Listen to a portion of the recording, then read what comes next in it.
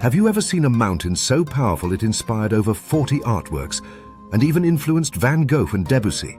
36 Views of Mount Fuji isn't just a series of prints. It's a bold artistic revolution by Katsushika Hokusai that reshaped Japanese art and profoundly influenced the Western imagination. Before we dive into the series, let's meet the man behind the mountain. Katsushika Hokusai was a master of Ukiyo-e woodblock printing.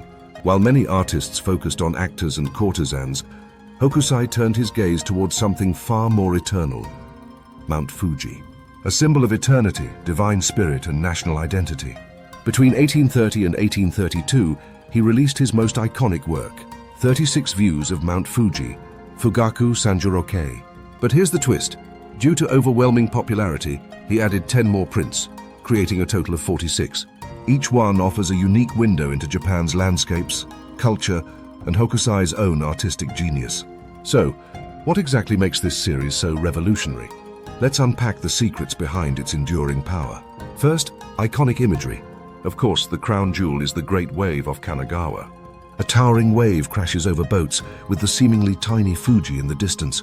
It's a haunting image, nature's raw power dwarfing humanity. But it's more than just drama. Some say the foam mimics dragon claws, and others believe the wave's curve echoes Hokusai's own top knot. Second, innovative techniques. Hokusai was also an innovator. He embraced Prussian blue, a bold imported pigment that gave his prints striking vibrancy and permanence. And by borrowing Western perspective techniques, like vanishing points and symmetry, he brought a whole new depth to Japanese prints. Third, human and nature in harmony. Throughout the series, people live, work, and travel under Fuji's gaze. Whether it's tea pickers in the fields or bustling market scenes in Edo, Fuji is a silent observer, linking all of Japan in a shared visual story. Now that we've seen what makes the series so remarkable, let's explore some of the standout prints and their hidden stories. Number 1. Fine Wind, Clear Morning, Red Fuji. This print shows Fuji bathed in red at dawn. The contrast with the deep blue sky, made possible by that revolutionary Prussian blue, creates a sacred, almost otherworldly effect. To followers of Shinto, the red signifies Fuji's divine spirit. Number 2. Thunderstorm Beneath the Summit. Dark storm clouds gather at Fuji's base while the summit remains untouched. This striking contrast symbolizes the Buddhist concept of duality: suffering below, enlightenment above. And those sharp white streaks? That's lightning, rendered with the elegance of Japanese ink art. Number 3. Under Manon Bridge at Fukagawa. Here, Hokusai plays with perspective. Fishermen go about their day under an arched bridge, with Fuji perfectly framed in the distance, a rare urban composition that fuses architecture and landscape. Number 4.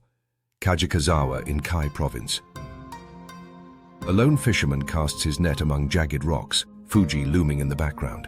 The net's shape mirrors Fuji's peak, subtly linking man's effort with nature's permanence. No wonder Van Gogh was captivated by this print. Enjoying the video so far? Like and subscribe for more deep dives into the world of art and culture. But the series isn't just about a few famous works. Let's journey deeper into the lesser-known prints, full of poetic detail, hidden symbols, and Hokusai's playful genius. First, Lake Suwa in Shinano Province depicts a frozen lake with dragon-scale cracks, drawing on folklore that a dragon deity sleeps beneath the ice. Second, the tea plantation of Katakura shows faceless tea pickers, mostly women, working silently under Fuji's watch. In Ejiri in Suruga Province, a sudden gust of wind sends papers and hats flying, an elegant snapshot of impermanence. Next, Nihonbashi Bridge in Edo ties the sacred mountain to bustling city life, reminding us that Fuji loomed even over the shogun's capital. And in the Mitsui shop in Suruga, Fuji appears between rooftops, showing the balance of nature and commerce in a growing Edo. Remember those bonus prints? Hokusai added 10 more after the series' success. Let's take a look at how they built upon his original vision. In Nakahara, farmers burn fields, and the smoke mimics Fuji's form, symbolizing death and renewal. Second, Enoshima features swirling clouds and a spiritual pilgrimage to a sacred island, linking Fuji to Japan's divine geography. In Watermill at Onden, Honjo Tatekawa Lumberyard, Hokusai highlights human industry, mills and lumberyards, while Fuji stands in the distance like a watchful foreman.